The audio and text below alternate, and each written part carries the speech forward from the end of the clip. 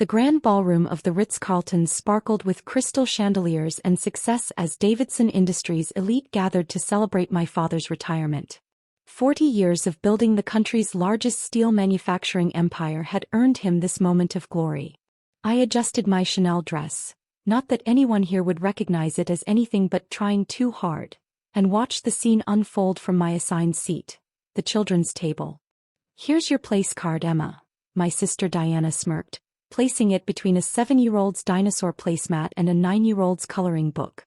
"We thought you'd be more comfortable here, given your simple business understanding." I smoothed down my dress and glanced at my Patek Philippe watch, a family heirloom my grandmother had secretly given me before she passed. In exactly 47 minutes, every phone in this room would buzz with news that would choke the champagne in their throats. "Thank you for thinking of me," I replied quietly, accepting the juice box Diana mockingly placed beside my plate. The same Diana who, as COO of Davidson Industries, had no idea that her entire executive future now rested in her simple sister's hands. "Still playing with that little investment blog of yours?" My brother Marcus called from the executive table, his voice carrying just far enough to draw snickers from nearby corporate officers. "What was it called again?" "Money for Beginners." If they only knew that Money for Beginners was just a front for Eclipse Capital, the shadowy investment firm that had been systematically acquiring Davidson Industries shares through a complex web of shell companies for the past 3 years. "Something like that," I murmured, watching my father hold court at the main table. George Davidson, steel tycoon and patriarch, celebrating his legacy while remaining completely unaware that ownership of his company had shifted right under his nose. "Emma's very good at explaining basic finances to people," Diana announced to the nearby tables, her voice dripping with false praise. "She helps small businesses with their, what do you call it, sweetie? Piggy bank management." The executives laughed politely while I sat at my kiddie table, thinking about the documents waiting in my office safe. Documents that would reveal that their precious Davidson Industries was now majority-owned by Eclipse Capital by me. "Dad's giving his speech soon," Marcus said, straightening his Italian silk tie. "Try not to interrupt with any of your cute little money tips, okay?" I nodded, taking a sip from my juice box while checking my phone. A message from my CFO: "Final share purchase complete. We now own 51.3% of Davidson Industries. Press release scheduled for 8:45 p.m. Board meeting tomorrow at 9 a.m. "Emma, please put your phone away," my mother sighed from the executive table. "It's rude to check your little blog during your father's retirement party." I slipped the phone back into my Hermes clutch, another detail they'd dismiss as a knockoff, and watched as my father approached the podium. George Davidson, steel titan and notorious control freak, about to give a retirement speech to a company he thought he still owned. 30 minutes, my brother's stage whispered to Diana. 30 minutes of Dad's speech, then we can finally announce the new executive structure. He smirked in my direction. "Sorry, sis, no positions available in the kiddie division." If he only knew that I'd already restructured the entire executive team. The papers were sitting on my desk, ready to be implemented tomorrow morning. Marcus's precious EVP position? Eliminated. Diana's role? Significantly reduced in scope. "Ladies and gentlemen," my father's voice boomed through the ballroom. "For 40 years, Davidson Industries has been more than a company. It's been my legacy." I checked my watch again. 20 minutes until the press release. 20 minutes until every financial news outlet in the country announced that Davidson Industries had a new owner. A waiter passed by, offering champagne to the executive table but pointedly skipping the children's section. Diana caught my eye and raised her glass with a mocking smile. "To family business," she mouthed. I raised my juice box in return, thinking about how tomorrow's board meeting would go. About how their perfectly ordered corporate world was about to be completely upended by the sister they'd never bothered to take seriously. Sometimes the best revenge isn't served cold. Sometimes it's served in a juice box with a side of corporate takeover. My father was still speaking, his voice full of pride. And now, as I passed the reins to the next generation. Little did he know the next generation had already taken them, just not the one he'd been grooming for the past decade. I checked my watch one final time. 15 minutes until the announcement. 15 minutes until they learned that while they were busy mocking my simple understanding of business, I'd orchestrated the largest acquisition in Davidson Industries history. The children at my table were happily coloring their placemats, oblivious to the corporate drama about to unfold. One of them offered me a crayon. "No thank you," I smiled. "I have a feeling things are about to get very colorful on their own." At exactly 8:45 p.m., as my father was wrapping up his speech about keeping Davidson Industries in the family, every phone in the ballroom started buzzing simultaneously. The synchronized notification sound was like a symphony of impending chaos.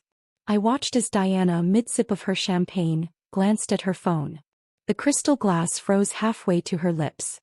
Marcus, who had been practicing his future CEO wave, fumbled his phone so badly it clattered against his leather Oxford shoes. Breaking news. Davidson Industries acquired by Eclipse Capital. Mystery investor takes control of steel giant.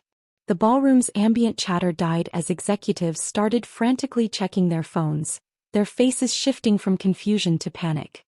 My father, still at the podium, seemed puzzled by the sudden disruption of his moment. "Diana," he called out, "what's going on?" But Diana was too busy frantically typing on her phone, probably trying to reach the board members who had already received my midnight meeting notification. Marcus had gone pale, his perfectly tanned complexion now matching his white dress shirt. "This is impossible," he muttered, loud enough for me to hear from my kiddie table. "We control all the voting shares. Dad made sure of it." I pulled out my own phone, checking the message from my CFO. "Stock trading halted. Up 47% on acquisition news. Your father's net worth just increased by $2.1 billion. Not that he'll be celebrating. Someone do something." Diana's voice cracked as she stood up, her designer dress rustling with panic. "Call legal. Call Pierre. Call your new boss," I suggested quietly, standing up from the children's table. The silence that followed was absolute. Even the kids stopped coloring, sensing the dramatic shift in the room's energy. "What did you say?" Diana whispered, her perfectly applied makeup creasing as she frowned. I walked toward the podium, each click of my heels echoing in the stunned ballroom. "Eclipse Capital isn't a mystery investor, Diana. It's my company." "That's ridiculous," Marcus laughed, but his voice trembled. "You run a financial advice blog. You play with penny stocks." I reached the podium where my father stood frozen, his retirement speech forgotten in his hand. "Actually, Marcus, I run one of the largest private equity firms in the country. The blog was just a convenient cover." "Emma?" My father finally found his voice. "What are you talking about?" I turned to face the room, taking my place at the podium, taking my place as the new owner of Davidson Industries. "While you were all busy dismissing me to the children's table," I began, my voice carrying through the silent ballroom, "I was building Eclipse Capital into a powerhouse. While you mocked my simple understanding of business, I was systematically acquiring Davidson Industries through a network of shell companies." Diana stumbled back into her chair. "The Singapore acquisition last year was me," I nodded. "So was the European merger. And the mysterious investor who kept buying up shares through different brokers? Also me." Marcus rushed forward, his face flushed with anger. "Dad, she can't do this. We're the ones who worked here. We're the ones who learned the business." "Actually," I pulled out my phone and projected Eclipse Capital's portfolio onto the ballroom screens. "I learned the business better than any of you. Your steel division is operating at 60% efficiency. Your international contracts are undervalued by millions. And your executive compensation," I paused, looking directly at Marcus, "is embarrassingly bloated." The screens filled with charts and data, 3 years of research and analysis that showed exactly how poorly they'd been running our family's legacy. "Tomorrow morning at 9 a.m., I continued, "the board will meet to approve the new corporate structure. Diana, your COO position is being restructured. Marcus, your division is being completely overhauled. You can't just walk in here and—" Diana started. "I can," I cut her off. "I own 51.3% of Davidson Industries.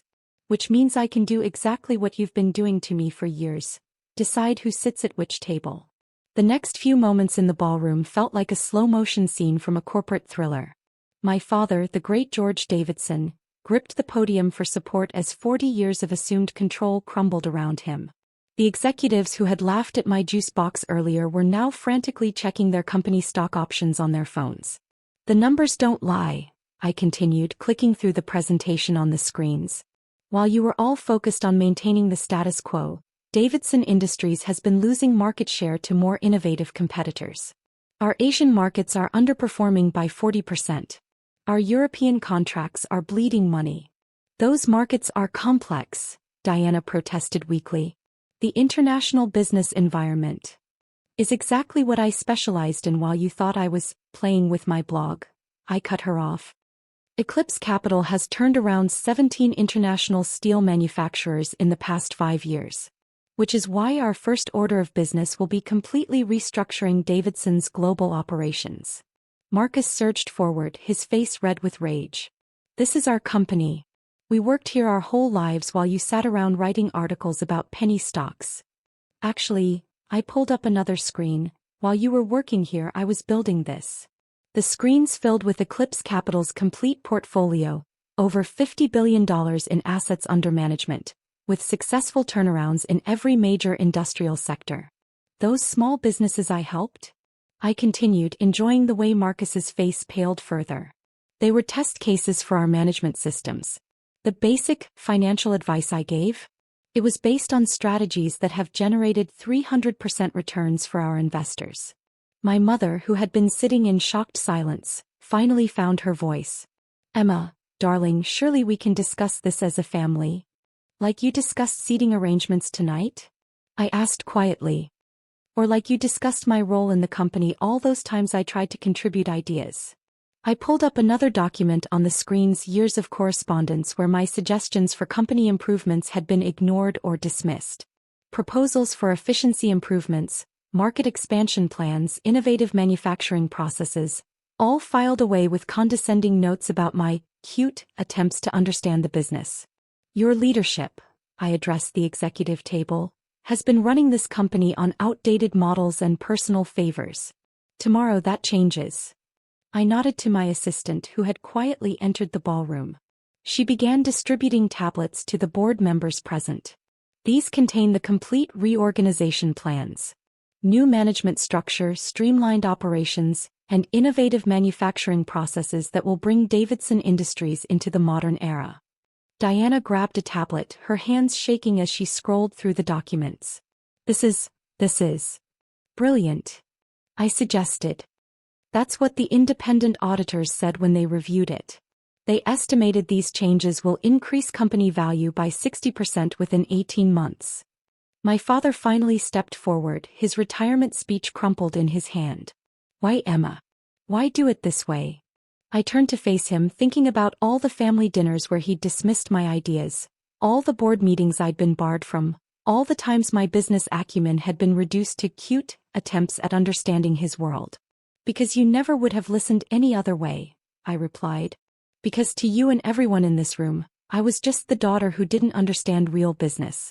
The sister who needed to sit with children because she wasn't qualified for the adult table. I walked to my original seat at the children's table and picked up my juice box. You all thought I was here, I gestured to the cartoon placemats and crayons, when I was actually here. I pointed to the screens showing Eclipse Capital's global reach. Ms. Davidson, my assistant interrupted, the financial press is waiting outside for a statement. And the Asian markets open in an hour. They'll want guidance on the acquisition. Marcus let out a strangled laugh. You going to talk to the financial press? You. I smiled, remembering all the times he'd mocked my public speaking. Actually, Marcus, I've been speaking at global financial forums for years. Under a different name, of course. Your new head of PR has several recordings if you'd like to watch them. New head of PR? Diana's voice rose. You're replacing people already? Most of the executive team, yes, I confirmed. Don't worry, you'll both be offered positions. I paused, allowing myself a moment of satisfaction, perhaps at a more appropriate level for your actual qualifications. The ballroom had become a scene of corporate chaos. Executives huddled in corners, frantically calling their brokers. Board members pored over the tablets, their faces showing reluctant admiration for the detailed turnaround plans. My mother had given up all pretense of composure and was openly crying into her champagne. Tomorrow's board meeting will begin at 9 a.m. sharp, I announced to the room. I expect all current executives to prepare handover documents for their departments. Diana, Marcus, your new positions will be discussed privately. I turned to my father, who seemed to have aged a decade in the past hour. Dad, you can keep your retirement plans. Your shares are still worth considerably more now, thanks to the acquisition premium Eclipse Capital paid.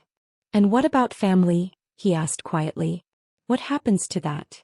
I picked up my purse Hermes, though they'd finally know it wasn't a knockoff, and looked around the ballroom. At the executive table where I'd never been welcome. At the siblings who'd dismissed every idea I'd ever had. At the father who'd never believed I could understand his world. Family. I smiled slightly. Family stays family. We just might need a bigger children's table. After all, I gestured to the screens showing my company's success. It seems I have a lot to teach you about business. The news crews outside were getting restless. I could see camera lights through the ballroom's windows. It was time for the world to meet the real Emma Davidson, the secret force behind Eclipse Capital and the new owner of Davidson Industries. One last thing, I said, turning back to my stunned family. Those basic financial articles I wrote? They're being published as a book next month. Corporate Transformation, a guide for real change. I'll make sure you all get signed copies. You might want to read them this time. As I walked toward the ballroom doors, toward the press and the future I'd built while they weren't watching, I heard Diana whisper to Marcus, all this time, while we were laughing at her blog. She was laughing at us, he finished, slumping into his chair. The children at my assigned table were still coloring, oblivious to the corporate drama that had unfolded. One of them had drawn a picture of a castle with a crown on top. How fitting, I thought, the corporate kingdom had just found its new queen. Outside, cameras flashed as I approached the press podium. The questions would come fast and furious. Who was I? How had I built Eclipse Capital? Why had I kept my identity secret? What were my plans for Davidson Industries?